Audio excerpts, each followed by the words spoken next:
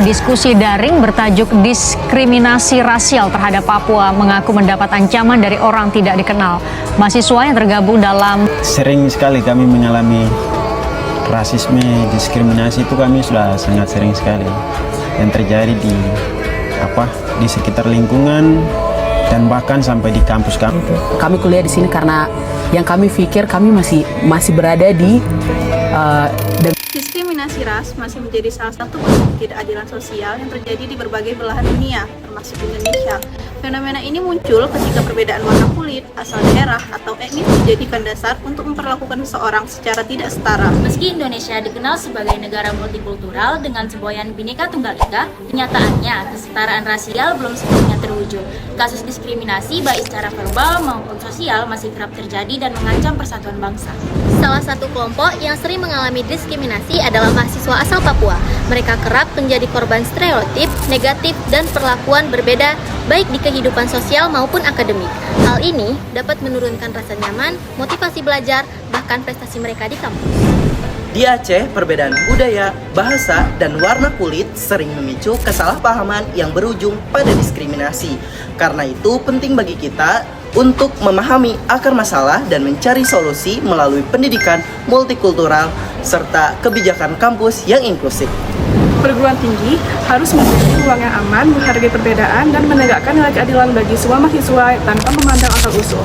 Dengan memperkuat pendidikan multikultural dan membangun empati sosial, diskriminasi ras dapat kita kurangi dan semangat persatuan dalam keberagaman benar-benar terwujud.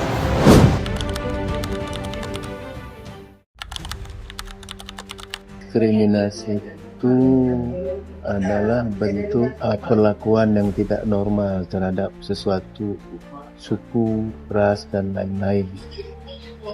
Banyak bentuk diskriminasi yang umumnya dilakukan oleh masyarakat kita. Salah satunya adalah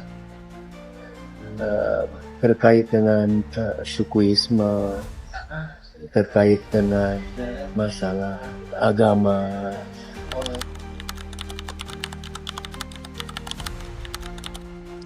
Kadang ada yang ngomong pakai bahasa Aceh juga kayak ngata-ngatain kami kayak gitu, kayak bilang pungo. Itu padahal kami ngerti loh itu dibilang kalau kami tuh goblok atau gila kayak begitu. Oh ya jelas, hak asasi itu dimiliki oleh semua orang. Tidak hanya masyarakat Papua, masyarakat non-Papua sekalipun kita harus melindungi hak asasi mereka, ya, hak bekerja, hak hidup, hak sekolah, hak untuk diterima di masyarakat. Jadi tidak hanya khusus ke masyarakat Papua.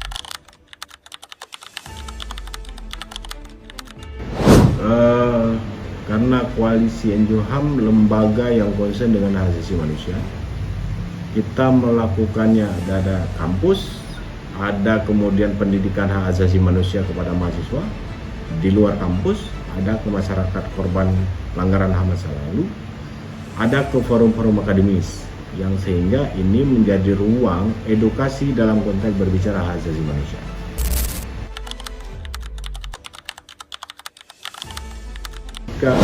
Karena selama ini kita memberi pendampingan hukum kepada masyarakat yang merasa mengalami kekerasan, baik dilakukan oleh negara maupun non-negara, sehingga ruang-ruang kekerasan ini dihentikan. Karena negara kita adalah negara hukum yang kemudian harus dijunjung tinggi dalam konteks penegakan hukum.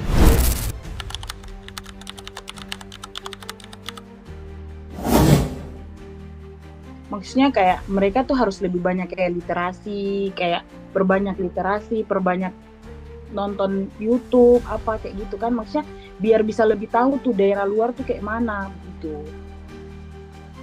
Oleh karena itu, penting bagi kita semua untuk menumbuhkan kesadaran bahwa keberagaman budaya adalah kekayaan bangsa yang harus dijaga dan dihargai. Setiap ekspresi budaya sebaiknya ditampilkan dengan pemahaman dan penghormatan yang benar terhadap makna aslinya. Fenomena ini juga memperlihatkan bahwa diskriminasi tidak selalu muncul melalui kata-kata atau tindakan secara langsung. Ia bisa hadir melalui lewat simbol, visual, dan representasi budaya yang keliru, yang tanpa disadari dapat melukai perasaan dan harga diri dari suatu kelompok.